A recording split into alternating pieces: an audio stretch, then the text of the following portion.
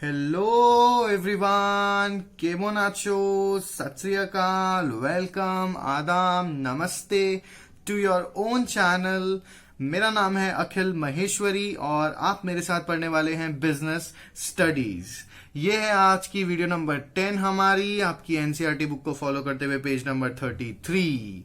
और आज की वीडियो में हम पढ़ने वाले हैं नया चैप्टर 2, बहुत important chapter, principles of management. लेकिन उससे पहले क्या है अपना स्लोगन? अपना स्लोगन है स्टडी टुगेदर, ग्रो टुगेदर। सब मिलकर पढ़ेंगे, मिलकर आगे बढ़ेंगे।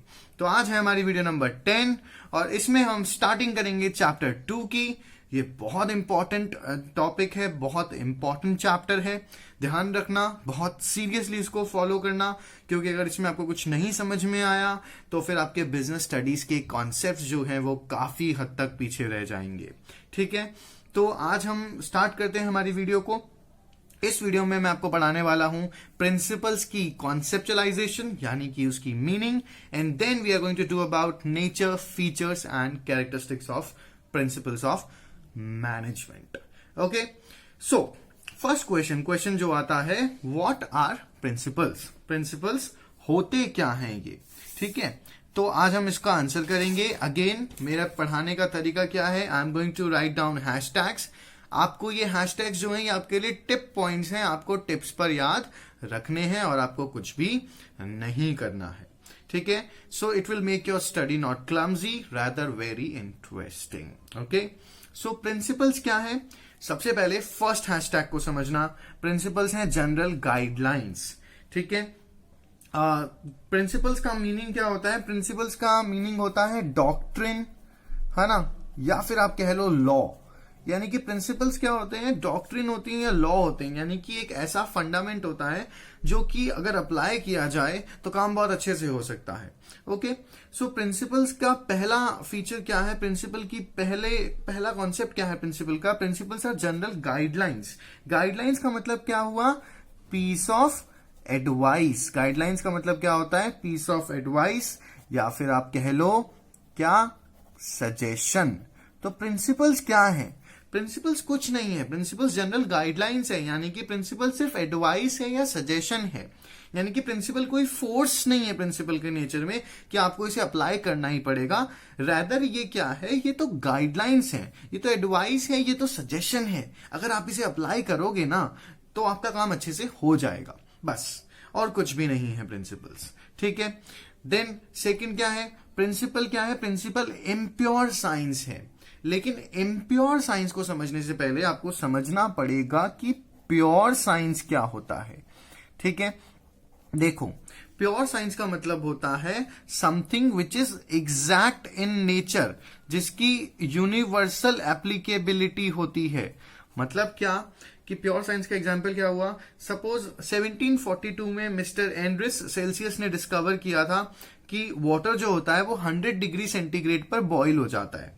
ठीक है, तो ये प्योर साइंस का एलिमेंट है। कैसे कि अगर मैं भी पानी बॉईल करूंगा तो मेरा पानी भी मैक्सिमम टेम्परेचर 100 डिग्री सेंटीग्रेड पर आने के बाद क्या हो जाएगा? एवापोरेट हो जाएगा। कोई स्पेन में रहने वाला भी अगर ये काम कर रहा है तो उसके साथ भी यही होगा। कोई राजस्थान में रहने वाला है, कोई गुजरात में रहने वाला है, कोई बंगाल में, कोई कनाडा, अमेरिका, महाराष्ट्र, जहां भी रहने वाला है उसके साथ भी यही चीज होने वाली है। ठीक है, तो प्योर साइंस क्या होता है? Something which is exact and universal in nature, जो सब पर अप्लाई होता है और जो बिल्कुल ठीक है। ठीक है, हमारा प्रिंसिपल ऑफ मैनेजमेंट क्या है? ये इम्प्योर साइंस है, यानी कि ये इनएप्रोप्रिएट है, या फिर आप कह लो ये इनएग्जैक्ट है। यानी कि ये सब पर अप्लाई नहीं हो सकता। ये सब पर इसलिए अप्लाई नहीं हो सकता क्योंकि प्रिंसिपल्स का जो नेचर होता है ये ह्यूमन बिहेवियर को स्टडी करता है, इंसान के बिहेवियर को, उसके वर्ताव को स्टडी करता है। ठीक है, एंड ह्यूमन बिहेवियर तो स्टैटिक नहीं होता ना, जैसे हो सकता है किसी को गुस्सा ज्यादा आता हो सकता है किसी को गुस्सा कम आता हो सकता है किसी को 6 नजर आता हो सकता है वही 6 किसी को 9 नजर आता हो, और दोनों ही ठीक है अपने नजरिए में, दोनों के व्यू पॉइंट्स बिल्कुल ठीक है। तो प्रिंसिपल्स क्या है? प्रिंसिपल्स इम्प्योर साइंस है, ये इनएप्रोप्रिएट है, ये इनएग्जैक्ट है। ये इम्प्योर साइंस इसलिए है क्योंकि ये ह्यूमन बिहेवियर को स्टडी करता है, और ह्यूमन बिहेवियर स्टैटिक नहीं होता, स्टेडी नहीं होता, हर इंसान के साथ वरी करता है। ठीक है, आया समझ में सेकंड हैशटैग। देन थर्ड क्या है? प्रिंसिपल क्या है? Principles are basic truths. ये क्या है? ये बेसिकली सच्चाई है। जैसे से फॉर एग्जाम्पल हेनरी फायोल ने एक प्रिंसिपल दिया जो कि अपन बाद में अपने अगले वीडियो में भी पढ़ेंगे, डिवीजन ऑफ वर्क। ठीक है, तो डिवीजन ऑफ वर्क क्या कहता है कि अगर एक मैनेजर एक ही एम्प्लॉय को सारा काम देगा तो वो ओवरबर्डन हो जाएगा, ठीक है, और वो अपनी एफिशिएंसी इंप्रूव नहीं कर पाएगा, है ना, और वो काम अच्छे से नहीं कर पाएगा, एज अ रिजल्ट काम अच्छा नहीं होगा। ठीक है, अब ये बात तो बिल्कुल ठीक है ना, ये बात सब पर अप्लाई होती है। लाइक से फॉर एग्जाम्पल सिर्फ ऑर्गेनाइजेशन में ही नहीं, सब पर ही अप्लाई हो रही है ना। लाइक आप एग्जाम्पल ले लो, आपकी मदर अगर खाना बना रही हैं तो वो बहुत सारा खाना अगर अकेले ही बनाएंगी तो शायद उनको टाइम भी लगे बनाने में, ओवरबर्डन फील करे वो।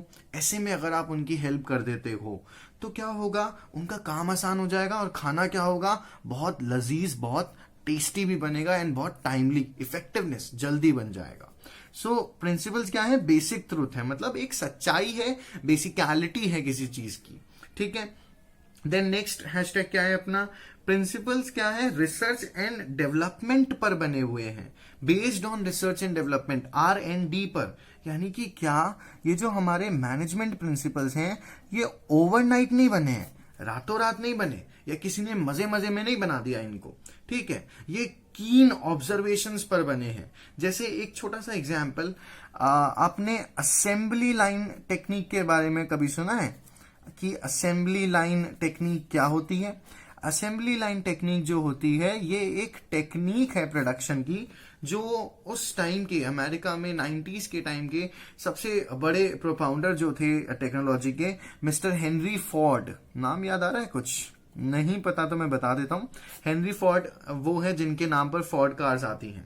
ठीक है, तो हेनरी फोर्ड ने असेंबली लाइन टेक्निक डिस्कवर की थी। ठीक है, ये असेंबली लाइन टेक्निक क्या होती है कि सारे वर्कर्स लाइन से लगे हुए हैं और एक के बाद एक काम को पास ऑन किया जा रहा है एक से दूसरे इंसान के पास, और काम जल्दी हो रहा है, वर्कर्स टाइम वेस्ट नहीं कर रहे हैं। ठीक है, तो हेनरी फोर्ड ने ये टेक्निक, क्या उनको एकदम से सपना आ गया था क्या? नहीं, उनको सपना नहीं आया था। रेदर इसके पीछे एक बहुत इंटरेस्टिंग हिस्ट्री है कि हेनरी फोर्ड एक बार क्या हुआ, शिकागो के स्लॉटर हाउस से गुजर रहे थे। स्लॉटर हाउस मतलब जहां पर जानवरों को काटा जाता है, और उन्होंने क्या देखा कि वहां पर इस टेक्निक का यूज किया जाता है। यानी कि वहां पर एक आदमी खड़ा है, उसके पीछे दूसरा, उसके पीछे तीसरा, पहला काट करके दूसरे को दे रहा है, दूसरा उसको उसके काम करके तीसरे को दे रहा है, तीसरा चौथे को। इससे टाइम वेस्ट नहीं हो रहा, और जितने भी कस्टमर्स थे वो जल्दी से जल्दी उनको डिलीवर किया जा रहा। तो ये सेम टेक्निक उन्होंने क्या की, अपने फोर्ड कार्स को बनाने में स्टार्ट की, और अमेरिका में एक मॉडल बहुत पॉपुलर हुआ जिसे टी मॉडल कहते थे। ठीक है, तो इनफैक्ट हेनरी फोर्ड को पायनियर माना जाता है कार मैन्युफैक्चरिंग इंडस्ट्रीज का अमेरिका में। तो इससे हमें क्या पता चलता है कि प्रिंसिपल्स ऑफ मैनेजमेंट की जो प्रिंसिपल्स हैं ये रिसर्च एंड डेवलपमेंट पर बने हैं, ये ओवरनाइट नहीं बने हैं। किसी ने ऑब्जर्व किया है, ध्यान से देखा है चीजों को, उसके बाद इसे बनाया गया है। ठीक है, देन प्रिंसिपल्स का नेक्स्ट हैशटैग क्या है? प्रिंसिपल्स जो हेल्प करते हैं हायरार्की को मेंटेन करने में एंड एनार्की को अबॉलिश करने में। समझना, हायरार्की का मतलब क्या होता है? एक ऑर्डर होता है, अरेंजमेंट होता है जहां पर टॉप से बॉटम पर जाया जाता है। एक ऑर्गेनाइजेशन में क्या होता है? एक एम्प्लॉय होता है, एक सुपीरियर होता है ना, और उसी सुपीरियर के बहुत सारे सबऑर्डिनेट्स होते हैं, डिपार्टमेंट्स बनाए जाते हैं, है ना, हमने पढ़ा ऑर्गेनाइजेशन फंक्शन में। तो हर ऑर्गेनाइजेशन में हायरार्की फॉलो की जाती है जहां पर सुपीरियर होते हैं और सबऑर्डिनेट्स होते हैं। ठीक है, तो प्रिंसिपल्स क्या काम करते हैं? प्रिंसिपल्स हेल्प करते हैं इस हायरार्की को मेंटेन करने में, एंड हायरार्की का ऑपोजिट होता है एनार्की, या एनार्की को अबॉलिश करने में। एनार्की का मतलब क्या हुआ? कंफ्यूजन होना। लेकिन प्रिंसिपल्स के कारण जब आप इन प्रिंसिपल्स को फॉलो करते हो, तो से फॉर एन एग्जाम्पल, मैनेजर को पता है कि उसका सबऑर्डिनेट कौन है, सबऑर्डिनेट को पता है उसका सुपीरियर कौन है, और वो हेनरी फायोल के प्रिंसिपल गैंग प्लैंक को अप्लाई कर रहे हैं, है ना, और सुपीरियर सबऑर्डिनेट रिलेशनशिप का कम्युनिकेशन बहुत अच्छे से स्टैब्लिश हो रहा है। तो प्रिंसिपल्स ऑफ मैनेजमेंट की क्या एस्पेक्ट है कि ये हायरार्की को मेंटेन करते हैं एंड एनार्की को हेल्प करने में, अबॉलिश करने में हेल्प करते हैं। So what are principles? मेरे साथ बोलो। Principles are general guidelines, piece of advice. Principles क्या है? Impure science, they are inappropriate. Principles क्या है? बेसिक ट्रुथ, बेसिकलिटी को समझाते हैं ये। देन प्रिंसिपल्स क्या है? रिसर्च एंड डेवलपमेंट पर बेस्ड है, ओवरनाइट नहीं बेस किए गए हैं। प्रिंसिपल्स हायरार्की को मेंटेन करते हैं एंड एनार्की को अबॉलिश करते हैं। ठीक है, अब हम पढ़ते हैं next topic, nature, feature and characteristics of principles of management. अगर बोर्ड एग्जाम में क्वेश्चन आ जाए, what define characteristics of management, feature of principles of management या nature of principles of management, तो घबराना मत, ये सारी चीजें सेम ही है, इनमें कोई भी डिफरेंस नहीं है। ठीक है, तो फर्स्ट प्रिंसिपल क्या है? यूनिवर्सल एप्लीकेबिलिटी, यानी कि ये जो प्रिंसिपल्स हैं ये यूनिवर्सली अप्लाइड हैं, ये सब पर अप्लाई होते हैं। ये इम्प्योर साइंस है पर फिर भी ये सब पर अप्लाई होते हैं। कैसे? जैसे principle of division of work क्या कहता है कि काम को अगर आप डिवाइड कर दो, जैसा हमने डिस्कस किया, काम को अगर डिवाइड कर दो तो स्पेशलाइजेशन आता है, काम जल्दी हो जाता है। तो ये चीज तो सब पर अप्लाई होती है, हर कंपनी पर, हर ऑर्गेनाइजेशन पर अप्लाई होती है ना। ठीक है, स्कूल में भी क्या होता है कि ना एक ही टीचर से सारा काम नहीं करवाया जा रहा है ना, एक फिक्स शेड्यूल के अकॉर्डिंग मैथ्स टीचर अलग है जो मैथ्स में स्पेशलिस्ट है, साइंस टीचर अलग है जो साइंस में स्पेशलिस्ट है।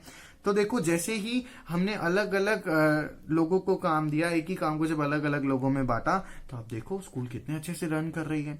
तो प्रिंसिपल्स क्या है? यूनिवर्सली एप्लीकेबल है, हर किसी पर अप्लाई, यूनिवर्सली अप्लाई होते हैं ये। ठीक है, सब पर अप्लाई होते हैं। यहाँ पर यूनिवर्सल एप्लीकेबिलिटी का मतलब क्या हुआ? हर ऑर्गेनाइजेशन पर अप्लाई हो सकते हैं, हर कंपनी पर अप्लाई हो सकते हैं, इवन आपकी पर्सनल लाइफ में भी अप्लाई हो सकते हैं। ठीक है, देन सेकेंड प्रिंसिपल्स क्या है? प्रैक्टिस एंड एक्सपेरिमेंट से बने हैं, formed by practice and experiments. जैसे मैंने आपको बताया कि ये ओवरनाइट नहीं बने हैं, इनको स्ट्रॉन्ग रिसर्च एंड डेवलपमेंट करने के बाद, डीप ऑब्जर्वेशंस करने के बाद बनाया गया है, ये एकदम से नहीं बने हैं ना। ठीक है, तो प्रिंसिपल्स क्या है? Formed by practice and experiments है। What do you mean by formed by practice and experiments? It means that principles are developed upon keen observations and findings and pure research and development. मजे में नहीं बनाए गए हैं। Then principles क्या है? Flexible है नेचर में। Flexible का मतलब क्या होता है? लचीला। तो प्रिंसिपल्स क्या है? रिजिड है या नॉन रिजिड है? रिजिड नहीं है, प्रिंसिपल्स नॉन रिजिड है। इसका मतलब क्या हुआ कि प्रिंसिपल ऑफ मैनेजमेंट ऐसा नहीं है कि आप इसे एज इट इज अप्लाई कर रहे हो, आप इसे according to the situations change कर सकते हो। ठीक है, और आपकी मर्जी, आप इसे अप्लाई करो या ना करो। तो प्रिंसिपल्स ऑफ मैनेजमेंट का थर्ड एस्पेक्ट क्या है कि ये फ्लेक्सिबल होते हैं। मतलब क्या हुआ कि ये सर्कमस्टांसेस के अकॉर्डिंग चेंज किए जा सकते हैं। ऐसा नहीं है कि आप इसे एग्जैक्टली अप्लाई करोगे, क्योंकि ये इम्प्योर साइंस है। ठीक है, देन प्रिंसिपल्स ऑफ मैनेजमेंट की नेक्स्ट कैरेक्टरिस्टिक क्या है कि ये मेनली बिहेवियरियल है। इसका मतलब क्या हुआ कि ये लार्जली ह्यूमन बिहेवियर को स्टडी करता है। ह्यूमन बिहेवियर क्या है? स्टैटिक नहीं है, अनस्टैटिक है नेचर में। तो प्रिंसिपल ऑफ मैनेजमेंट क्या है? इम्प्योर साइंस है, ये ह्यूमन बिहेवियर को स्टडी करता है। देखा, कुछ आपको नजर आ रहा है, नोटिस कर रहे हो कि अगर आपने डेफिनेशंस के की पॉइंट्स लर्न कर लिए तो कैरेक्टरिस्टिक्स बिल्कुल सेम लग रही हैं, इनको लर्न करना और आसान हो रहा है। तो यही मेरा पॉइंट है, there is the key. Definitions को ना बहुत अच्छे से समझ लो, डेफिनेशन समझ लोगे तो लार्जली आप एग्जाम में सिग्निफिकेंस लिख सकते हो, कैरेक्टरिस्टिक्स लिख सकते हो। ठीक है, सो नेक्स्ट क्या है? Principle. Principle is based on cause and effect relationship. अब सबसे पहले समझ लेते हैं कॉज एंड इफेक्ट रिलेशनशिप का मतलब क्या होता है। कॉज एंड इफेक्ट रिलेशनशिप का मतलब होता है one event makes another event happen. यानी कि एक इवेंट की होने की वजह से दूसरा इवेंट होता है। ठीक है, तो principles cause and effect relationship पर बेस्ड है। कॉज एंड इफेक्ट रिलेशनशिप मतलब कि एक इवेंट यानी कि एक कॉज होगा और उसके वजह से दूसरा इवेंट होगा यानी कि इफेक्ट होगा। इफेक्ट मतलब रिजल्ट, यानी कि एक चीज होगी और उसके बेस्ड एक और चीज हो जाएगी। ठीक है, उस पर को रिलेटेड होगा। ये समझना, बहुत अच्छे से एक एग्जाम्पल दे करके समझाता हूं, सबको समझ में आएगा। ठीक है, जैसे without the alarm I slept overnight. समझना इसको, without the alarm I slept over night, और you can say I over slept. Without the alarm I, rather कह लो आई ओवर स्लैप्ट, है ना, मैं बहुत ज्यादा सो गया। ठीक है, अब समझना, अलार्म बजता तो मैं जल्दी उठ जाता, अब क्योंकि अलार्म नहीं बजा तो मैं बहुत देर तक सोया, आई ओवर स्लैप्ट। ठीक है, तो यहां पर ये क्या है, विदाउट द अलार्म, अलार्म का ना बजना क्या है, कॉज है, और इसका रिजल्ट क्या है कि आप ज्यादा सो गए। ये क्या हुआ, इफेक्ट हुआ। तो प्रिंसिपल्स ऑफ मैनेजमेंट क्या है, कॉज एंड इफेक्ट रिलेशनशिप पर बेस्ड है। अगर ऑर्गेनाइजेशनल एग्जांपल दूं तो प्रिंसिपल ये कहता है कि अगर आपने डिवीजन ऑफ वर्क अप्लाई किया है तो क्या आएगा, उसके साथ साथ आपको क्या मिलेगा, आपको मिलेगा स्पेशलाइजेशन। इसका मतलब क्या हुआ कि डिवीजन ऑफ वर्क क्या हुआ, कॉज हुआ, और उसका रिजल्ट क्या आया, स्पेशलाइजेशन। तो हर एक प्रिंसिपल एक कॉज एंड इफेक्ट रिलेशनशिप पर बेस्ड है, यानी कि एक इवेंट के होने पर दूसरा इवेंट रिजल्टेंट है। ओके, देन नेक्स्ट प्रिंसिपल्स क्या है, कॉन्टिंजेंट होते हैं। ठीक है, कॉन्टिंजेंट का मतलब क्या हुआ, something that can occur only when something else happens first. मतलब एक इवेंट जब होगा उसी की वजह से दूसरा इवेंट हो पाएगा। तो प्रिंसिपल ऑफ मैनेजमेंट कॉन्टिंजेंट है नेचर में।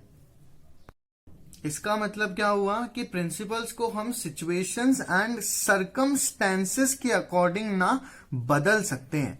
जैसे से फॉर एग्जांपल एक प्रिंसिपल है, प्रिंसिपल ऑफ रेम्यूनरेशन। वो क्या कहता है कि अगर आपके पास दो एम्प्लॉयज काम कर रहे हैं, say for example X and Y employ आपके पास काम कर रहे हैं और वो सेम अमाउंट ऑफ काम कर रहे हैं, सेम ही टाइम के लिए उनको काम दिया जा रहा है, तो फिर ना आपको उन्हें फेयर वेजेस अप्लाई करनी चाहिए, उन्हें फेयर वेजेस देनी चाहिए, यानी दोनों को बराबर पे करना चाहिए। लेकिन अब होता क्या है कि एक्स ना बहुत एफिशिएंट निकलता है, वो बहुत ज्यादा काम करता है, और वाई जो होता है वो आलसी होता है, वो उतना काम नहीं कर पाता गिवन स्टिपुलेटेड टाइम में। तब मुझे एक बात बताओ, तो भी क्या आप एक्स को ज्यादा नहीं दोगे और वाई को एक्स के इक्वल दे दोगे? ये तो गलत हो जाएगा ना। सो प्रिंसिपल्स ऑफ मैनेजमेंट क्या है, ये कॉन्टिंजेंट है। मतलब ऐसा नहीं है कि ये फिक्स ही है, रिजिड नहीं है, ये सर्कमस्टेंशियल है, ये सर्कमस्टेंस के अकॉर्डिंग बदल सकते हैं। ठीक है, आया समझ में? ओके, तो लाइक करो, सब्सक्राइब करो, दूसरों को बोलो ताकि सब पढ़ें और सबको समझ में आए।